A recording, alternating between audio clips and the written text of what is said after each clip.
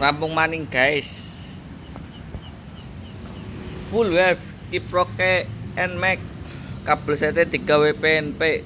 Kudu PNP ya, tapi 3W PNP. Ya gue.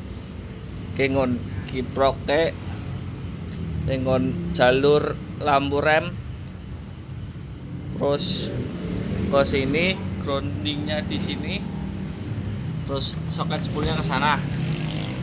Oh, kayak begitu. Terus ini soket untuk instalasi lampu tembak yang dipasang di bagian sini nantinya soketnya. Terus relay klaksonnya ada di situ. Klaksonnya pakai Denso disc, kenceng suaranya. Kabel setnya lewat sini guys.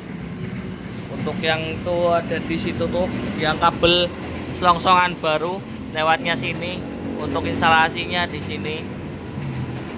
Ini buat kabel, tinggal tak rapin dikit. Oke, udah selesai. Untuk ini atasnya juga tak kasih soket. Barangkali nanti mau dirubah buat ke mana-mana bisa gampang gitu, entah mau pasang D2 laser atau apa gitu, nanti soketnya tinggal colok gitu, jadi memudahkan next untuk upgrade begitu guys. Rampung guys, klaksonnya ya kayak kue suarane, outputnya normal jos. Supra FI 2009. Suwun guys.